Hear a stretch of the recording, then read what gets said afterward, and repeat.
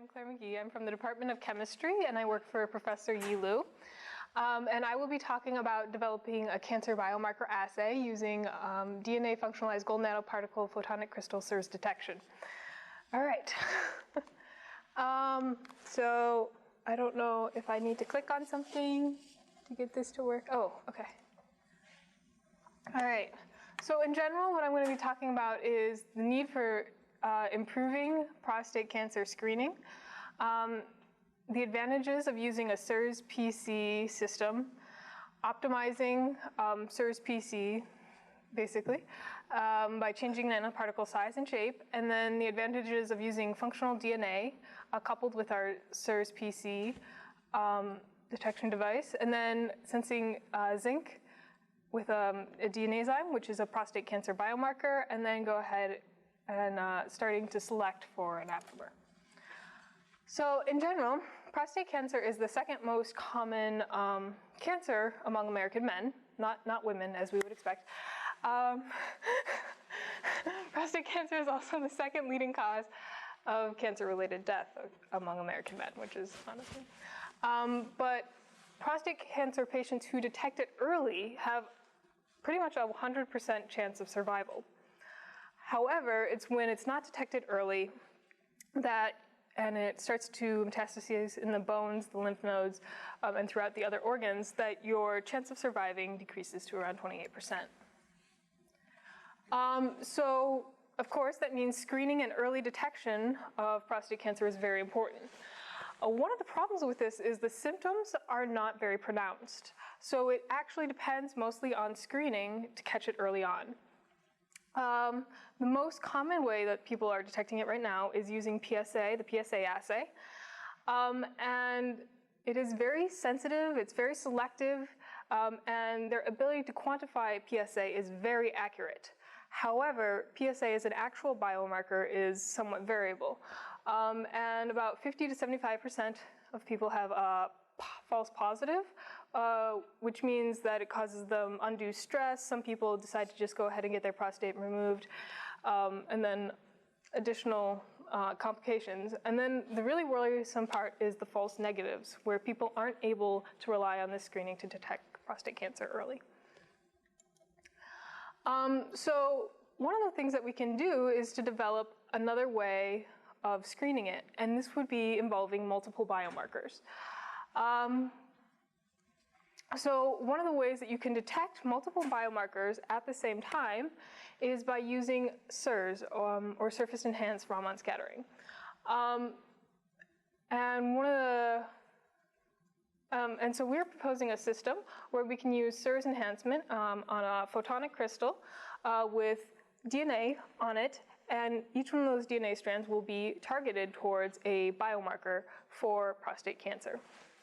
Ideally, in the initial scheme, we want to have them to have a urine sample, which we can then put through our system, and then we can have a Raman turn on/off signal, and then we can find out if they have multiple biomarkers for prostate cancer or not. So in general, just to give a little bit of a background on SIRS, SIRS has multiple advantages. The main thing is that you can simultaneously detect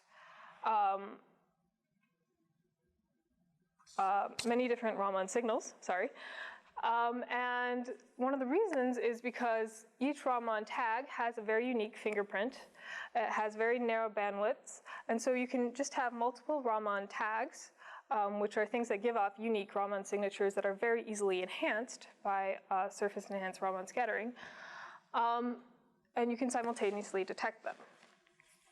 If you have any questions, by the way, if anything's not clear, just interrupt and ask them right now. All right. And then one of the ways that we can optimize this is by getting Raman signals that will overlap with the plasmons of your SIRS surface.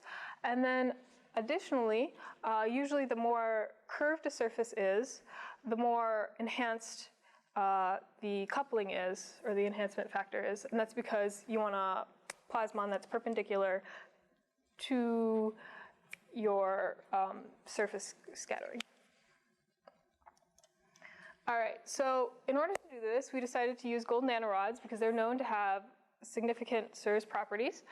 And one of the ways that we can tune the Plasmon resonance, which is again important to SIRS enhancement, is by adding different amounts of silver.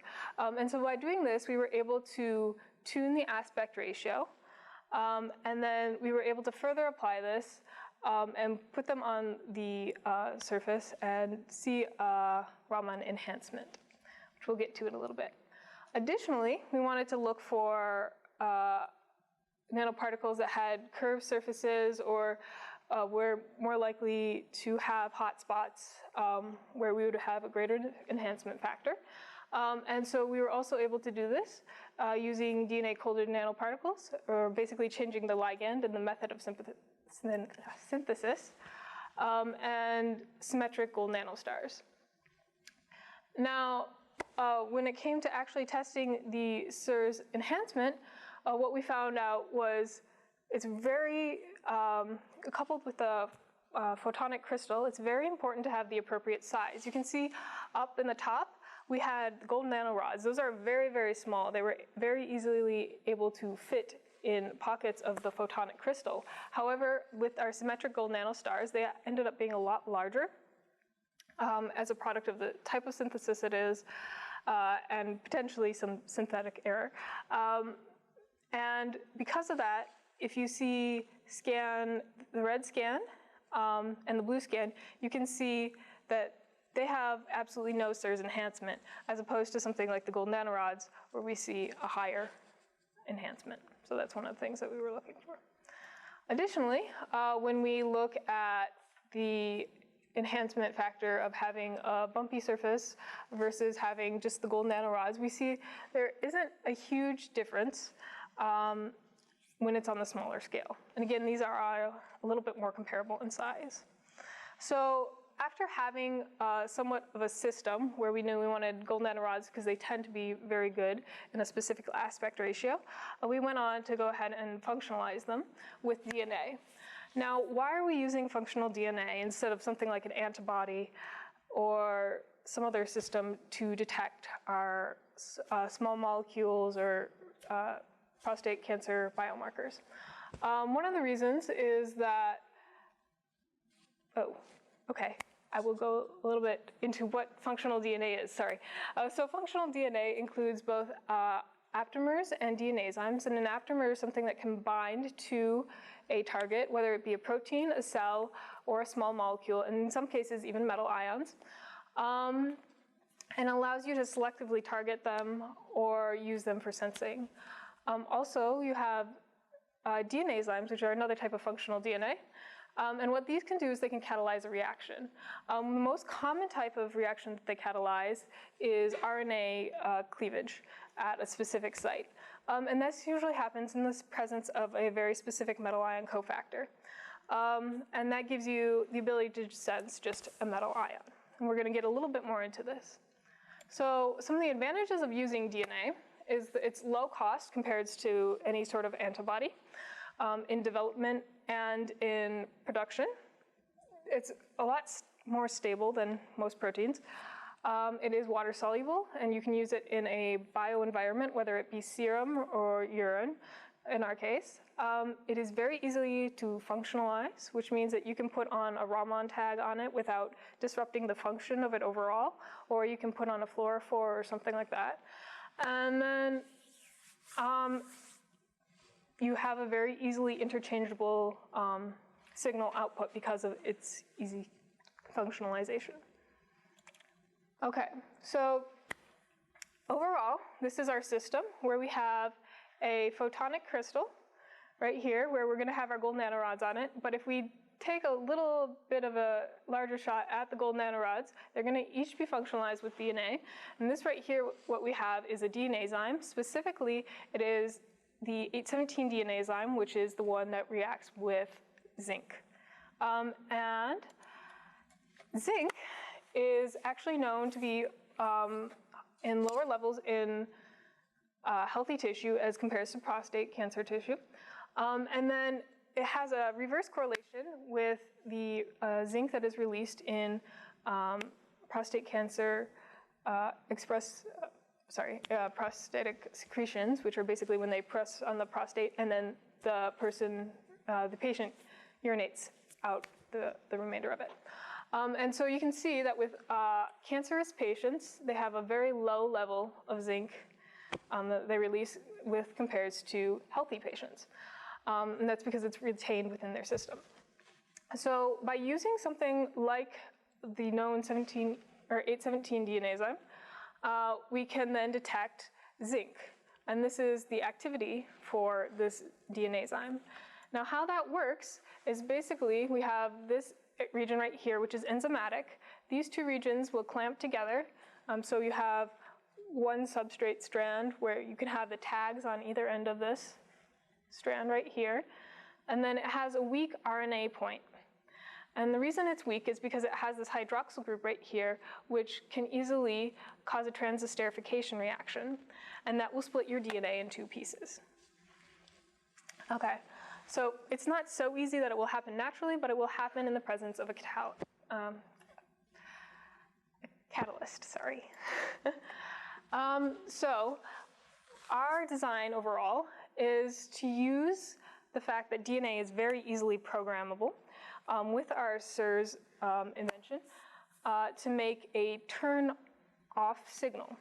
So one of the things that's nice about using DNA is you can program distances with it. So if we add a space of 6 bases, that's going to be approximately 2 nanometers. Yes? Is it a turn-on signal or a turn-off signal? It should be a turn-off signal, where you're going to have this Raman tag right here that's going to be really close. And then in the presence of zinc, if it's a high zinc concentration, what we're going to have is this is going to cleave, and then it's going to release the Raman signal away from the SIRS enhancing surface, and that should decrease your overall signal output. Thank you for that question. In general, we can see that the enhancement factor is logarithmic with respect to distance from your metal surface. And so we can basically capitalize on this in order to develop our probe. Okay, and so one of the things that we did for this is basically the actual functionalization. We were able to do it with the designed construct, and then further going on and testing it and making sure it worked, and it did, which is what's happening right over here. So, yes. Now, moving on to other prostate cancer biomarkers, because the point of this is to have multiple biomarkers that we can use this for at the same time. We also want to be able to use it for something called Sarcosine. And this is a small molecule that has been somewhat contested in studies, but in early studies they were showing it was a good predictive tool to prevent necessary biopsy. Basically, in order to do a selection for this, or in order to get an aptamer for this, and this would be something, a strand of DNA that would bind to it, we would go through a process called SELEX, or systematic evolution of ligands by exponential enrichment. And what this does is it has a sequence of DNA that's random in between 2 primers, and that sequence that's random can have anywhere from 10 to the 12 to 10 to the 16 different potential sequences. And a majority of those are going to fold in different ways. And because of that, they're going to bind things differently.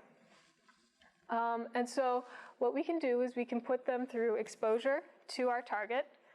And after they're exposed, then we separate things that bind to our target versus things that don't. And then we amplify only what binds to it.